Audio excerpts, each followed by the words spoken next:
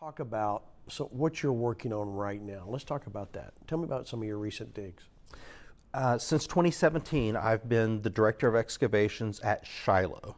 Shiloh was Israel's first capital before Jerusalem. Right. So while Jerusalem was still a pagan city, if you wanted to connect with Yahweh, you went to Shiloh. Like Hannah and Elkanah and people like this. This is where, according to Joshua 18:1, Joshua erects the tabernacle at Shiloh. And they have the sacrificial system there for over 3 centuries. Ultimately, Shiloh is destroyed because of their apostasy. The Ark of the Covenant is captured, and David ultimately brings the Ark to Jerusalem. Later in Jeremiah 7:12, when Jerusalem has turned away from God, God tells Jeremiah, "Go now to Shiloh," he said. "See what I did there and make it known." In other words, don't think I won't judge you. Think of how much I love Shiloh, and I judge them. So what I have the opportunity to do is to go back now as an archaeologist and begin to, like draining the water in a bathtub, lowering the dirt as we go, revealing all the ancient features, identifying the stratification so that we can accurately see what happened in biblical times. Now what we're finding is mind-boggling. Yeah, well, tell us, what are you finding? Well, a building that matches the dimensions of the tabernacle, and it orients east-west. And you might be thinking, well, wait a minute, I thought the tabernacle was a tent. What do you mean a building? Yeah. Go back and look at 1 Samuel 3. It's talking in 1 Samuel 3 about the house of the Lord and the temple, it calls it a temple of the Lord, and the doors of the house of the Lord. Delet, door in Hebrew. So you've moved from temporary language now to permanence. Why they built a permanent structure, we don't know, but the text indicates that they did. And then in the Jewish literature, what we call the Mishnah, you have 2 places, the Zevayim and the Seder Olam, that both say that a permanent structure was built at Shiloh, a permanent temple tabernacle with a tent over the top, but walls and a foundation. Lo and behold, that is exactly what we are excavating on 2-to-1 ratios from holy to most holy space, oriented east-west, a demolished 4-horned altar, pomegranates, which are accoutrements of the tabernacle, and this massive bone deposit from the sacrificial system.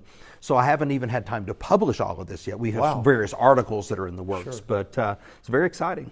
It is very exciting. So when you uncover, what is it that I'm curious, how did you know that's what it's the temple? So as you're peeling back the layers, so to speak, what is it that you saw that you said, aha, this must be that?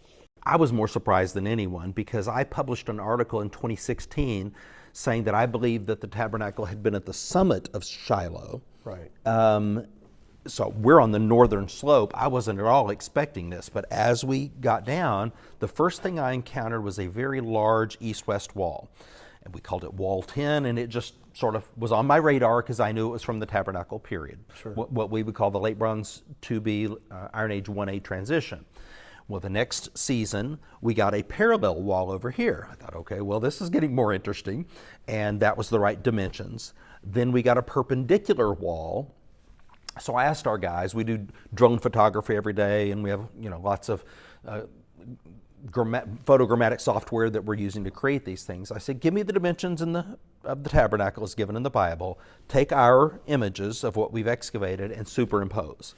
It was a spot-on fit. Wow. And I thought, okay, now I'm really interested. Well, since then, now we have the corners, we have the other perpendicular wall, and that's how I began to identify it. Now, what would an archaeologist who does not know the biblical text, what would he have identified there?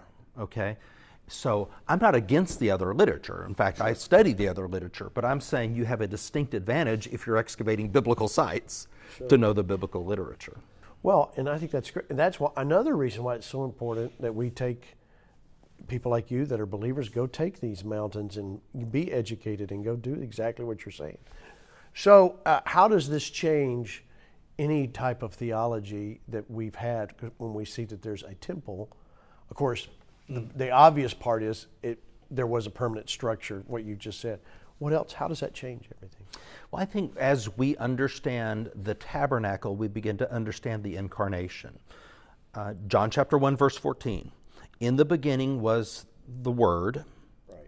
And the Word became flesh and tabernacled among us. Skene, which is skin in Greek. So the tabernacle is made of skin. So Jesus, when John is trying to describe the incarnation, he takes the tabernacle imagery. He says, so the Word became skene, skin, like tabernacles covered with animal skins, sure. And he tabernacled among us. And so as we begin to study and look into this and all the accoutrements of the tabernacle and the sacrificial system, we think about, for example, the price that Jesus paid for our redemption, and then we look at these about 100,000 animal bones that I have in this favisa, this sacred deposit. Every one of those, from clean animals, young animals, disproportionately from the right side of the animal, Leviticus 7 tells us this. Again, how would a Bible reader pick up on that, the significance of that left-right ratio type thing? These are the bones that now we carbon date, we have ceramic dating, we have luminescence testing where we get readings off the soil. When soil is exposed to sunlight for the first time, you can get a pretty accurate reading off of it as far as age goes. So glyptic readings, you can anything we can get. Soil. It's a new technology, but it appears to be just as accurate as carbon dating. Now, I know carbon dating among evangelicals has maybe, there's some questions, like, can you trust this because people are trying to tell us the earth is billions of years old based on carbon dating. We use carbon dating, and it's very accurate back to a certain period in history, about 1400 BC. Around 1400 BC, and this is not just like a stripling thing, this is a thing in academia that we're all dealing with. Why do the carbon dates stray after that point? They match up to, say, 3,400 years ago. Our ceramic dates, our glyptic dates match the carbon dates, but when we get here, now they begin to diverge. So when we're using them up to 3,400 years ago accurately. Before that, I don't know why they stray. Well, that's very interesting. Yeah. Huh. So could it be something that happened in the earth during that time? It had to be something atmospheric. Something like. Okay, so the absorption of carbon varies. You can have something like the eruption of Santorini in about 1600 BC. We know that carbon ratios fluctuate around that time. So something happened around that time, but I don't know what that event was. So you mentioned the animal bones and DNA. Tell me about the DNA. Well, I don't even have all the results of it yet, but it's exciting because we're just now beginning to build databases of ancient DNA. Right. And now we're dealing with sacrificial animals from Shiloh. So as we sequence, it was really exciting. We just did this very recently. The Creation Labs in Glen Rose have brand new DNA testing equipment, and so they graciously did it for us at no cost. And so when we saw the DNA sequencing actually forming and we had the entire genome, it was fascinating. We now have a database that we can compare. For example, when we get sacrificial bones from Jerusalem, we can see what the relationship is between these. As we excavate more and we build this database, it may be decades from now that other archaeologists will be able to use the data that we're compiling at this time. Wow. Well, it's amazing. Yeah. It's amazing. All right, so let's talk about what else have you discovered that stands out? I mean, what's happened at Shiloh is obviously very exciting, but let's talk about something else that you found. Well, prior to Shiloh, we excavated for many years at a site called Khirbet el Makatir, or Makatir, which is 10 miles north of Jerusalem. Shiloh is 20 miles north of Jerusalem, right, in the hill country. But 10 miles north of Jerusalem is this site that is a small late Bronze Age fortress that many people now believe, myself included, was the site of biblical Ai, or Ai, of Joshua 7 and 8, the second site of the conquest. My primary research focus is on the conquest. And so I've had the privilege of excavating 4 conquest sites. And that means that I'm not just looking at one site, but a regional perspective of what's going on. So we can understand trade patterns and ceramic distributions and all these things in a regional paradigm. So that was terribly exciting because we had a New Testament city on top of an Old Testament city, which is what we have at Shiloh also, by the way. Right. But at Khirbet el Makatir, we uncovered what we now believe was biblical Ephraim of John 11:54. So when Jesus raised Lazarus from the dead, he could no longer go about openly. They all sought to kill him.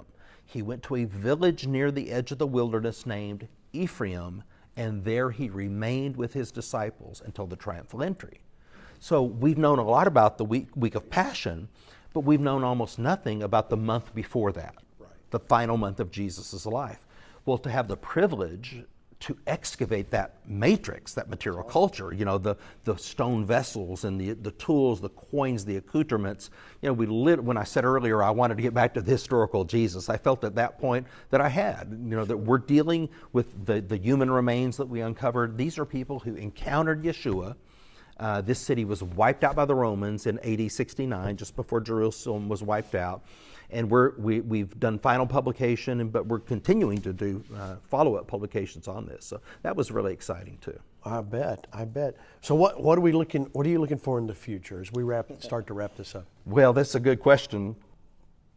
I have 4 or 5 more years of work at Shiloh, at least to finish doing. Now you've got a big team there at Shiloh. Yeah. How many people are working? Well, we'll have about 300 people in an average season in the field. Not all there at the same time. Sure. But we have specialists. We have a zooarchaeologist and an anthropologist and a numismatist and a ceramicist. And, you know, there's all these specialists, and then lots of volunteers, folks just like your viewers who can go to digshiloh.org and get the dates and figure out if that's something that they would want to be a part of. And for me, Gene, I get the biggest thrill out of putting the whole thing together, sort of helping everyone find their spot and to efficiently flow within that team. Wow, that's amazing. Yeah. So how are you able to fund all of this? This has got to take a lot of money. Well, it does. Our average dig season cost about $500,000, and those are hard costs. That's not talking about the soft costs also, because the scientific testing is, of course, very, very expensive. And you've got to travel to the other side of the world and accommodate a large team for a long period of time. But my friends and my family, God bless them, and everyone who catches the vision, through digshiloh.org, they contribute. We have some legacy projects that we're working on now, building at Shiloh, so that when we leave 5 years from now, after the dig is completed, what's the signage going to look like? And I want to pave the roads so that it's handicap accessible so everyone can get there. I want to leave a playground behind for children there, and there's several things. And so recently some people have very kindly written some checks to me, and it's just friends and family and folks who catch the vision. That's wonderful. But people can find out more at digshiloh.org. Digshiloh.org. That's really, this is a great, people donate to ministries and ministers and churches, obviously, but to donate to something like this is really an exciting thing. Yeah. It's a whole nother level of how your funds help.